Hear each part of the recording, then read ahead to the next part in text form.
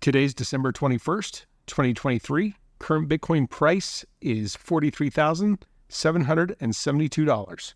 Welcome to the Bitbite podcast, your source for news and information about Bitcoin and the cryptocurrency space. This podcast is meant for educational and entertainment purposes only and is not financial advice.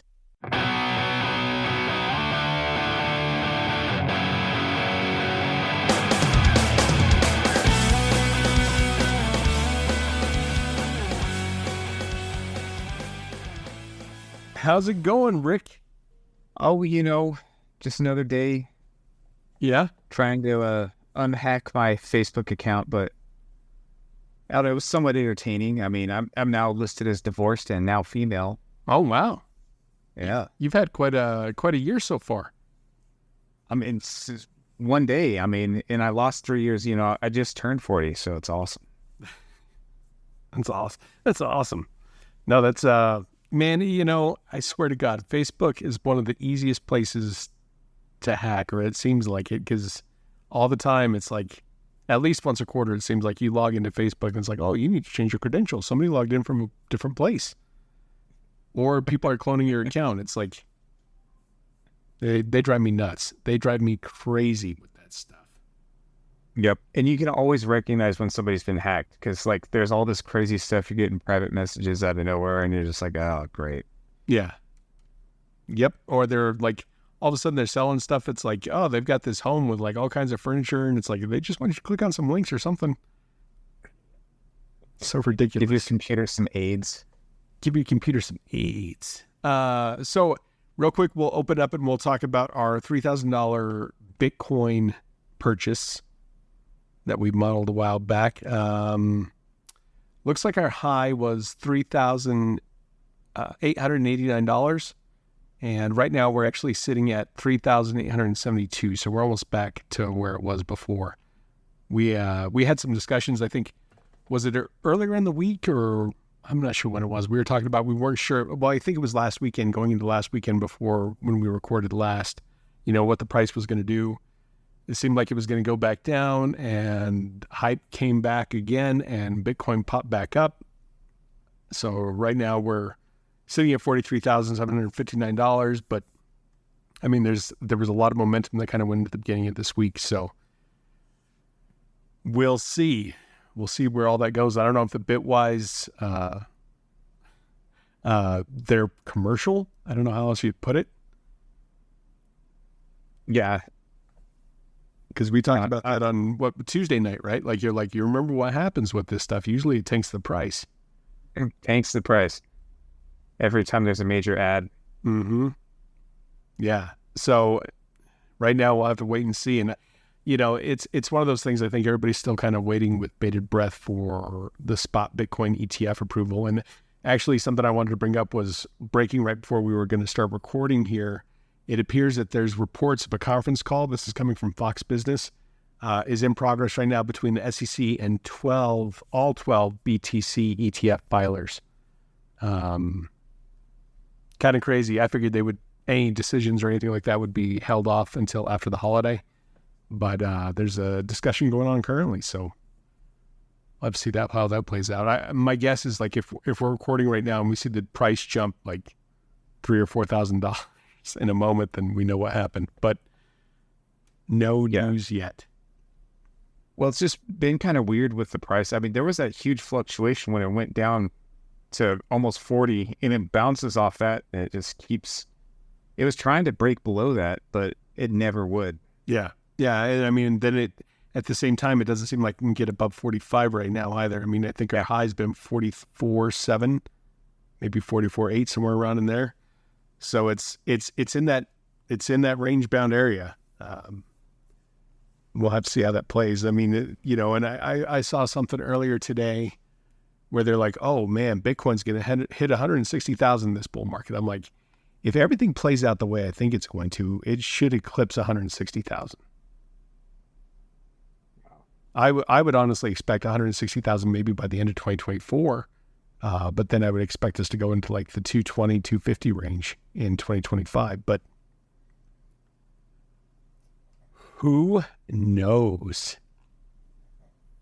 Yes. I don't know. Well, we're going to talk about this. If these ETFs go through, the fact that we're talking about Bitcoin being, under 45,000 is going to be there's going to be people who look back and go, that's pretty crazy. Can you believe that? Yeah. Could have bought some Bitcoin for 45. Yeah.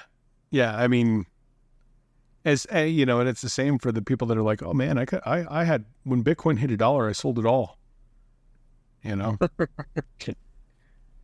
Greatest financial move ever. Yeah.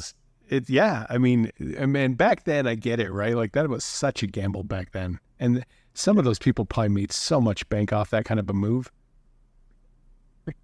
Yeah.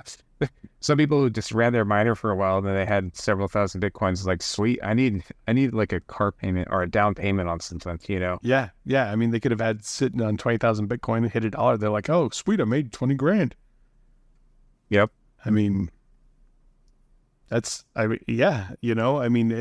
one of those things.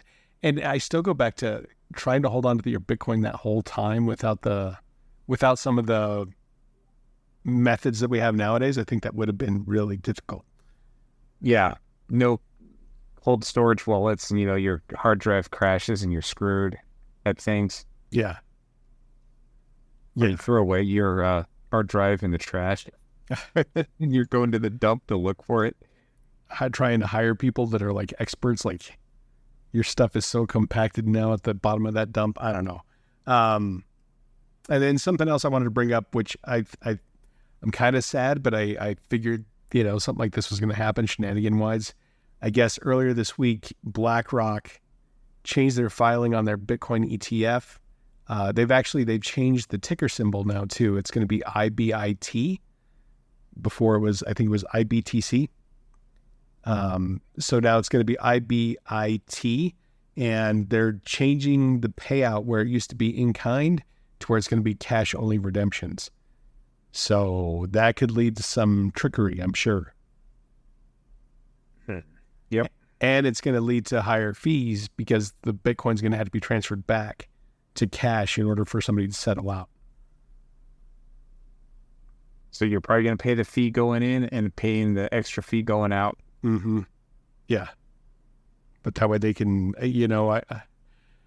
there's a lot of different things going on. I mean, because I think Elizabeth Warren's legislation that we had talked about at the last episode too is going in. I don't know if it's hitting the floor in government today or not, but it sounds like that there was going to be some sort of a vote on that going on or some sort of discussion where, it may be they're going to outlaw privatized mining, privatized holding. And then at that point, the only people that'll be able to hold Bitcoin will be authorized representatives by the government. That is very interesting. I mean, it wouldn't be an outright ban, but I mean, you might as well, and I guess that's part of my feeling too right now. Like if this ETF thing happens, like the days of Bitcoin being kind of the rage against the system and all that kind of thing, like at that point, it'll be fully embraced.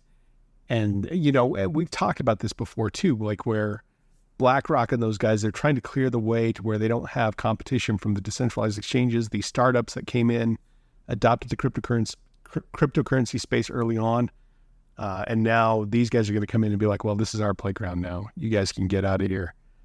And they're going to put it behind a wall. And I don't know if that's true or not, but that's just kind of what it feels like. Yeah. And I've been thinking to myself quite a bit is like, what is BlackRock's end goal here? What's the end game? Because, the people that, in BlackRock, the interest that BlackRock represents, they are not a fan of this type of thing. Mm-mm. So, and I'm not saying, and I'm not exactly been celebrating them getting into this.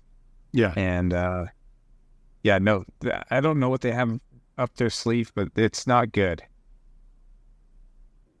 Yeah, I mean, one thing that I know that BlackRock's got up their sleeve is they want to make money, right? So I think that's going to be, I think that's part of it, but then as to how much of that they want to corner the market and be able to run things, that's the other question. Yep. So, well, yeah, you can't really control things unless you can get it 51% of the hash rate, right? Yeah. And I mean, a lot of that too, like the difficult thing about the hash rate is that a lot of it too, like, I mean, I know they can buy miners and stuff like that, but there's a lot of the hash rate that is decentralized in a way where, yeah, they may be on a single pool, but those miners have the ability to just change pools at any time. So if they don't agree with what they're seeing, especially because a lot of the miners that are doing it kind of on their own, um, they, they may not completely agree with what they may see coming down the pipe or something along those lines. So they can make a complete shift and just point their miners somewhere else rather than being a part of a pool that they feel is not respecting the decentralized nature of Bitcoin. Thank God for the miners. Yeah. I mean, as much as like Marathon and some of those other mining corporations, as much as they can control hash rate, there's still so many out there that are diversified enough to where if they decide they're going to shift directions, they can. So, I mean, that's one good thing about it. And I mean, at that same token, there's people that have miners that maybe they're not on, but if they see that Bitcoin really is in need of something, they could power them up and they can start pushing hash in other directions. So. Yep. I don't know. It's just a very interesting time, and especially, the hash rate. What is the hash rate at now? Is it still going up, or is it kind of tapering off now? Let me pull that up real quick. I did not have that up on the screen. Current hash rate is 517.12 exahashes. And actually, I'm going to check that because it looks like it could have changed. So it looks like it's dropped slightly. It did hit an all-time high again on the 5th of December. It looks like it hit up to 600 exahashes. And then it went down went down to 369 exahashes on December 9th, right around there. And right now it's back at like 501 actually is what it's at right now at this moment. So, I mean, it's still got quite a leap. And when you look at that time frame, like, I mean, it's just been an exponential climb since 2020, pretty much. So, yeah, I mean, the miners, they're going to have to start selling at some point too. Like, they'll have to recoup electricity costs and all that type of thing. But yeah, it goes back to, like I said, I feel like this is going to be an interesting change. I mean, once that approval happens, it's going to become the institutional club. I don't know. I hope the libertarian spirit of Bitcoin remains intact. Same here. And then the last thing I was going to bring up is Ledger. We had talked about them in the last episode about the security breach whenever you were interacting with decentralized contracts, like the DEX Web3 stuff. And apparently they're working out a plan to pay back their people that were affected by the hack or by the malware that was installed on the devices. Still doesn't make me totally feel warm and fuzzy, but at least they're trying to be upfront about it. Yeah. Well, and that's the thing that we found out after the fact is that it was put in there by a former employee. Yeah.